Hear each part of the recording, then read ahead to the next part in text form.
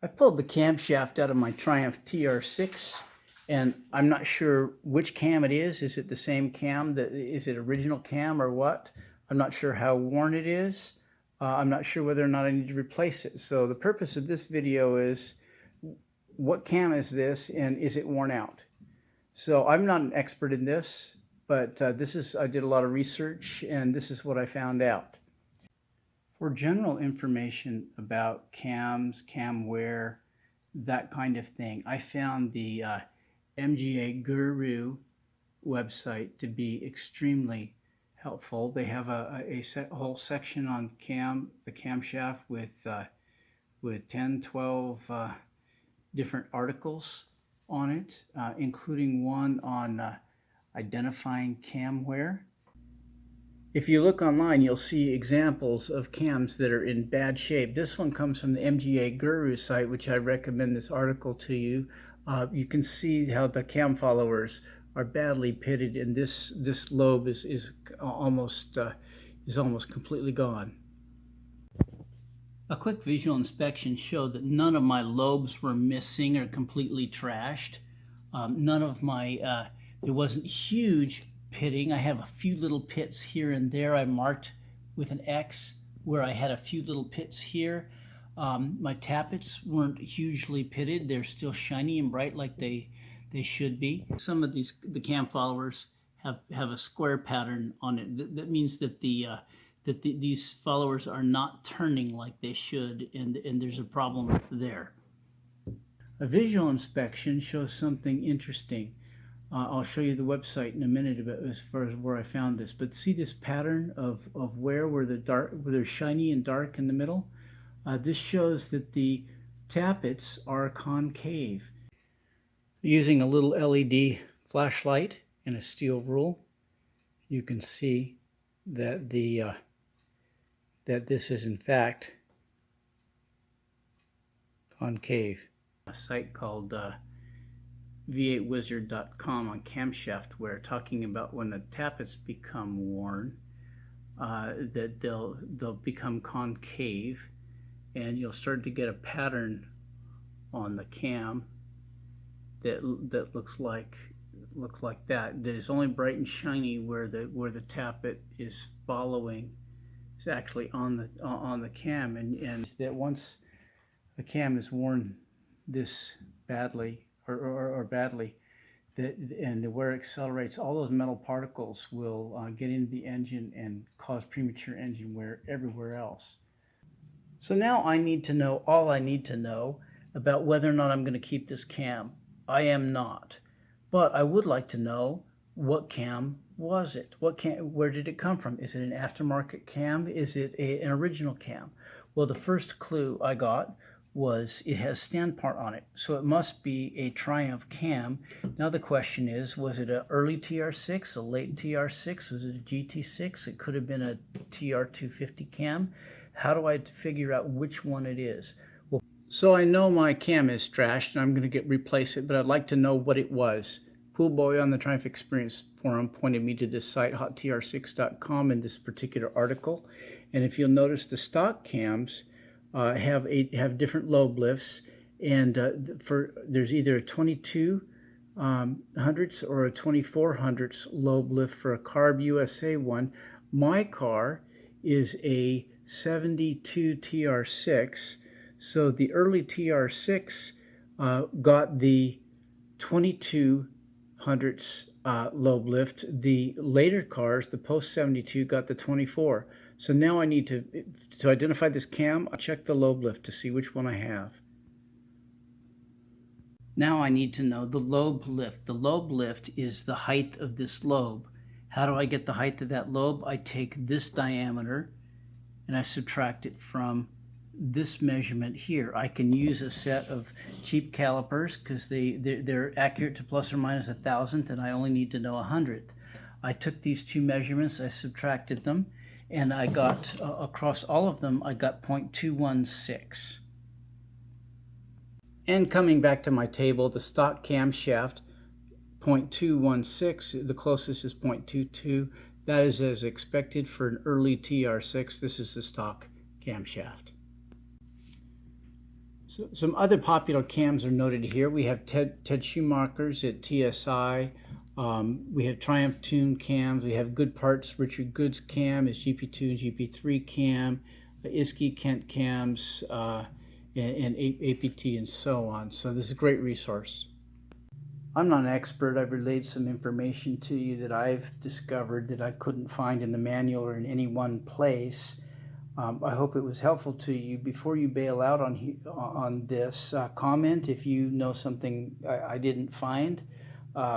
Please, I'd appreciate that. But for those of you who would like to get more deep into it, I did measure everything, measure the mains. I measured, I calculated the lobe lift and so on to a greater degree. I'm going to go ahead and cover that in the rest of this video.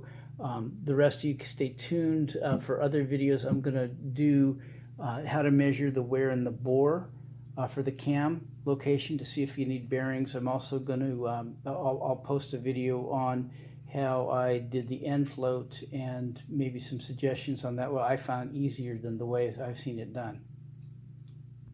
And it was from this particular website. Here you can see tappets that are in far worse shape than mine.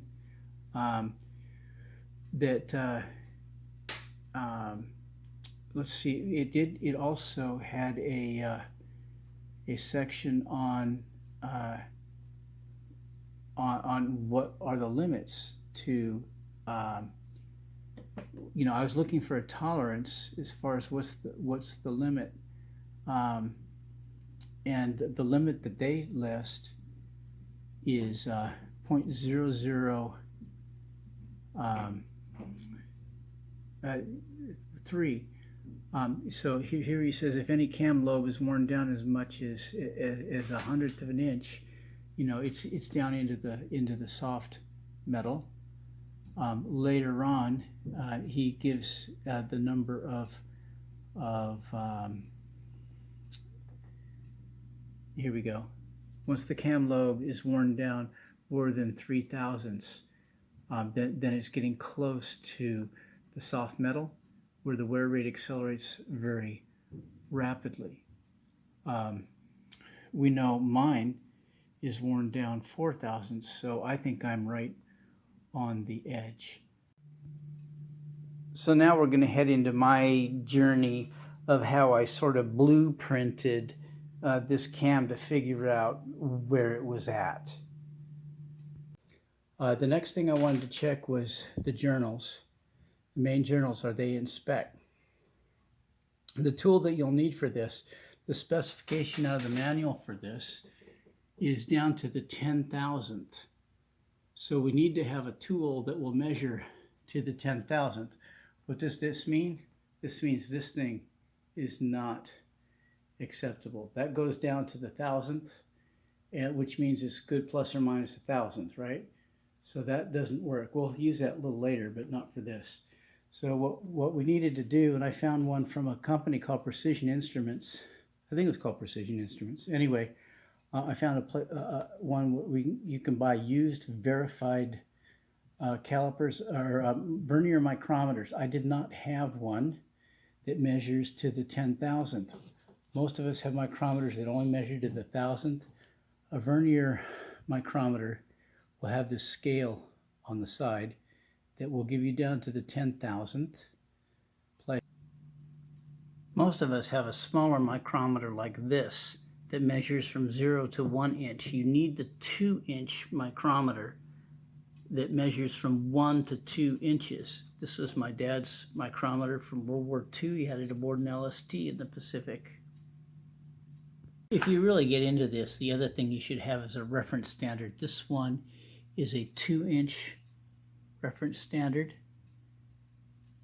and it's a really good company if you want to buy a brand new stuff. Right now there's a Japanese company called Mitutoyo. Mitutoyo, according to everything I've read. And a reference standard, you notice that this almost perfectly, it's off by just a smidge, lines up. This shows that this is right at 2 inches. This is very accurate. You could just zero it out if you want. Look it up on YouTube as far as how to read these if you're rusty like I was.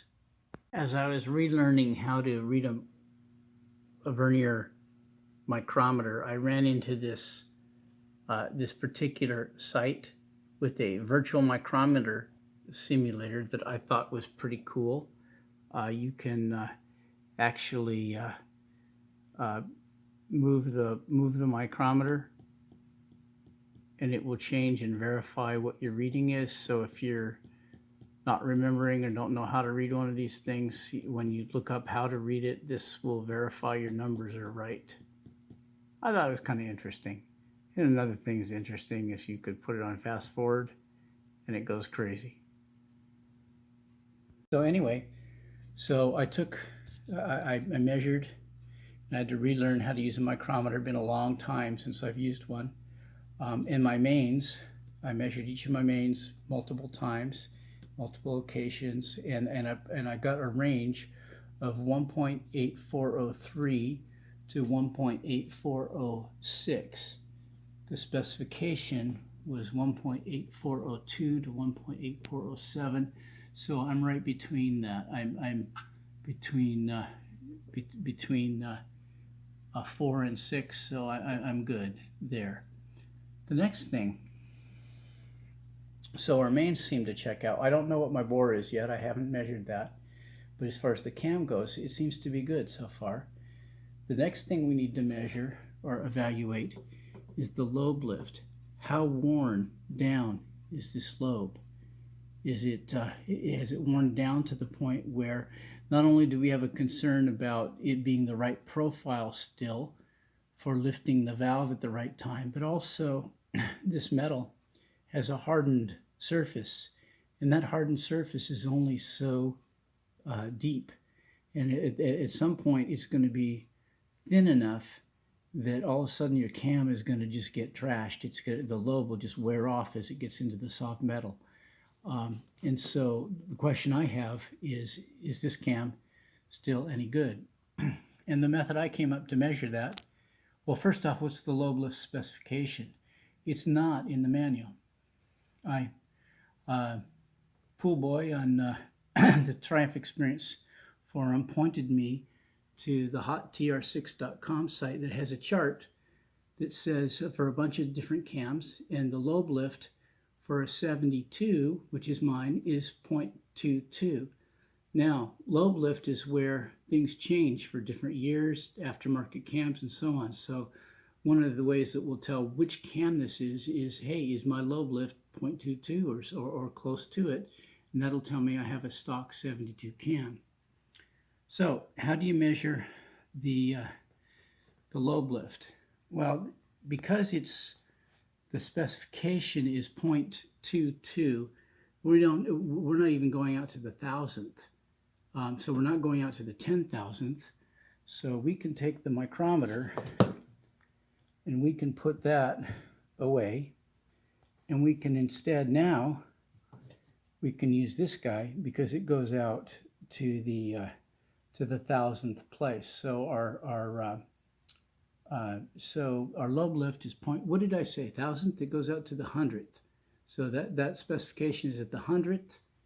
This goes out to the 1,000th. So we're within our range. You put my standard reference in this to check and see how accurate it was, and it's off by a half a thousandth, half a thousandth, something like that. You can toggle it between the two, so that tells us no, we don't want to count on it to the 1,000th point. But anyway, so how did I measure this?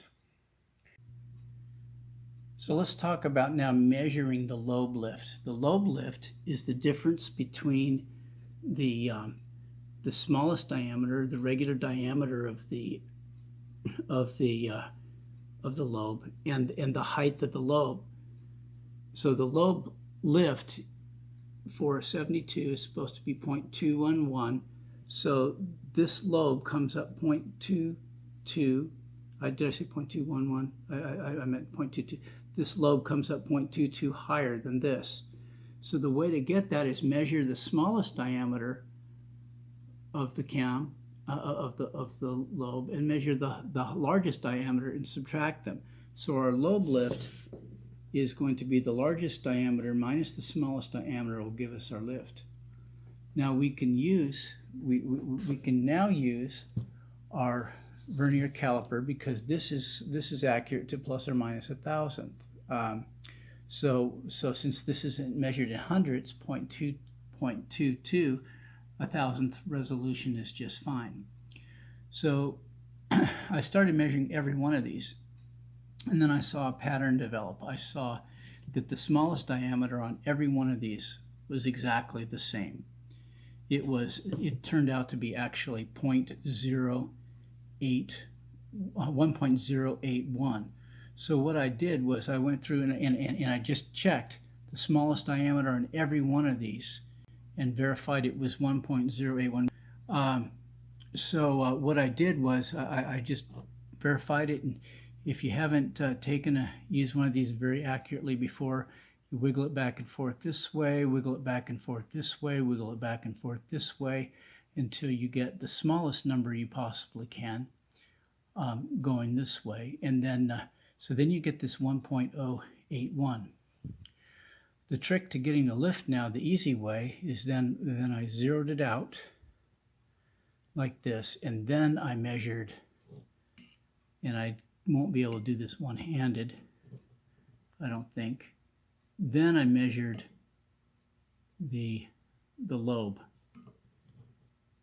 and I'm not going to be able to do this one-handed. Oh, maybe.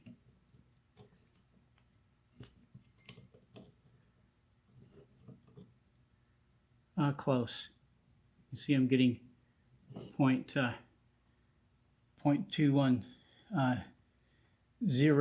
I was actually, when I messed with it, it's actually at 0.216.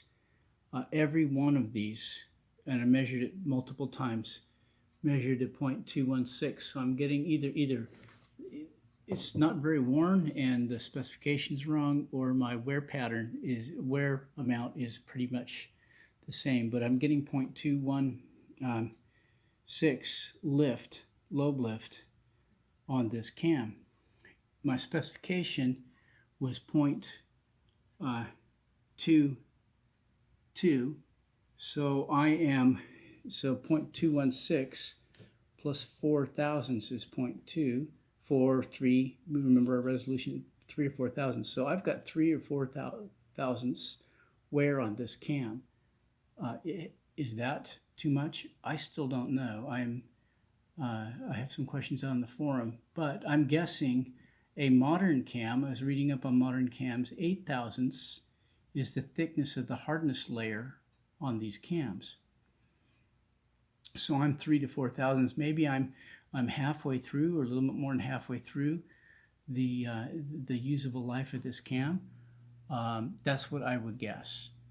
So evaluating a Triumph TR6 cam. What am I going to do? I'm probably going to put a fast road cam in this anyway, but I wanted to go through this exercise to kind of teach myself again how to do this. Been a long time, and how to use the vernier micrometer again. So when I get to the crankshaft, which is far more important, I'll be in good shape.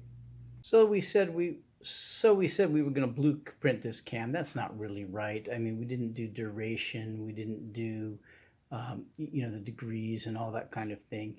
But what we did was look at the wear and sort of blueprinted or documented the wear. For our cam specs, we have end float, which another video I'll show. I had 0.009.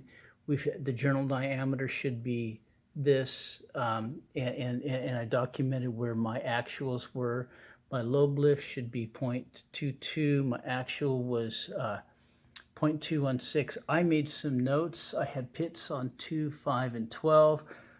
My followers were not spinning on these tappet bores, and that'd be good information to give to your machinist.